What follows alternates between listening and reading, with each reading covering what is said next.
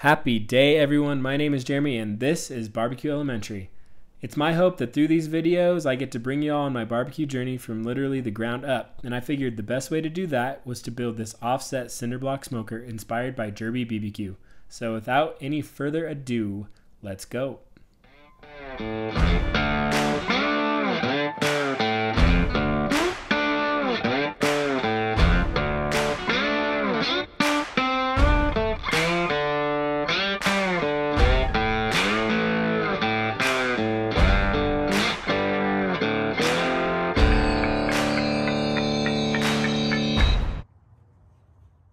So I started off by clearing out a little patch of untouched wilderness in my brother's backyard.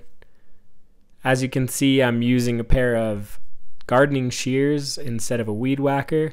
I didn't have a weed whacker and didn't really have any need to pull the weeds because I'll be putting a big smoker over the top and hopefully restricting all the light from growing them back. Then I started the long, grueling process of bringing these 6x8 by 16 inch cinder blocks a couple hundred feet across the backyard.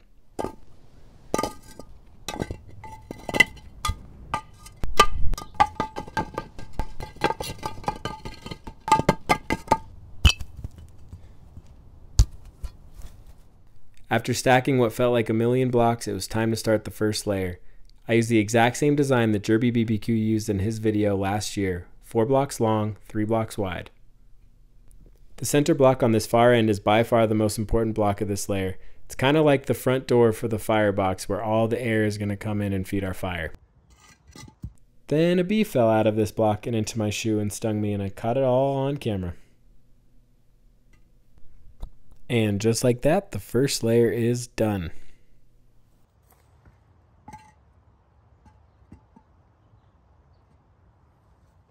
The second layer is basically the same as the first, just making sure all your blocks line up. Except that in this layer I ran into my first problem that revolved around the fact that I had a 6-inch wide block instead of an 8-inch wide block.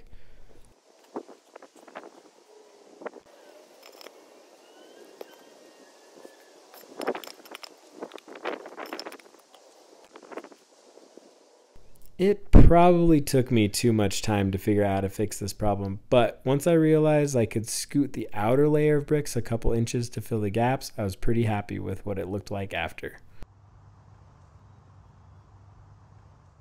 As you can see here, scooting in those outside blocks to fill in the gap wasn't so hard. But while I was standing in the fire blocks, I also realized that every time I lay a brick down like this, there would be a gap that would be created of about 2 inches or so. Nothing a couple bricks or 2x4 won't fix. Next, it was time to lay down these 3-inch steel bars that were going to act as the supports for our grill grates. Found these at Home Depot for about $20 each.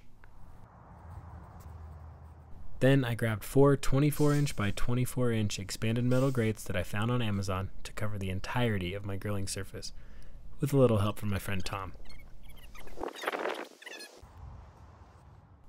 Now that the firebox is done, this last layer of cinder blocks will be to finish the cook chamber.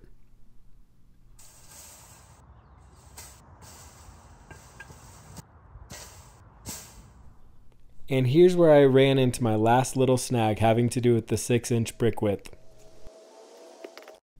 Because this layer of bricks wasn't lining up well enough for me to put an entire block right there, I decided to build a little wall on the outside in order to create a good seal.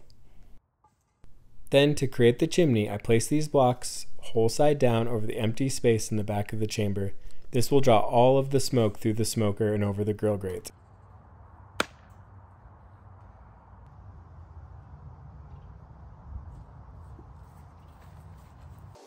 Then I made some final touches and the block work was done.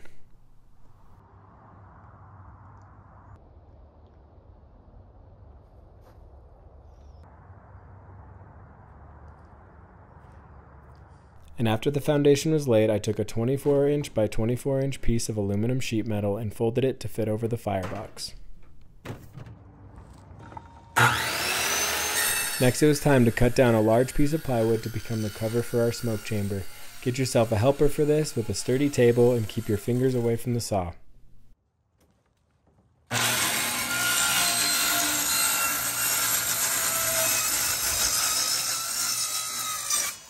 Then I put the lid in place to figure out where I wanted to put my thermometer.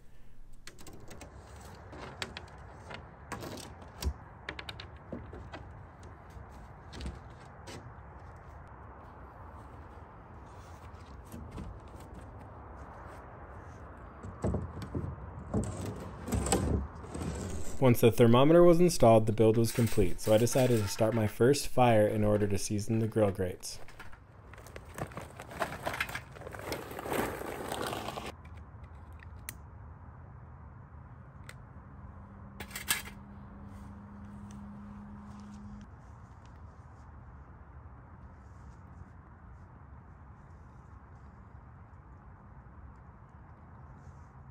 It's going to be pretty easy for these grill grates to get damaged if they came into contact with water, so I decided to coat them with a good layer of grapeseed oil with this dish brush.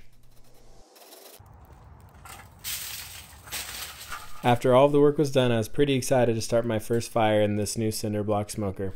In hindsight, putting this piece of wood right there to fill this gap was a pretty bad idea, but it worked pretty well as a little fire poker to start. Then I took a couple oak splits and put them on top of the coal bed. Now this was my very first fire in this smoker and I wasn't exactly sure how the air was going to draw through, but I will tell you right now that this is not the way that you want to build fire in this smoker. It ended up being really terrible for the airflow. But after I fixed that problem, the smoke started to roll and the temperature started to rise. All the work was complete and I'm really excited the way this smoker turned out.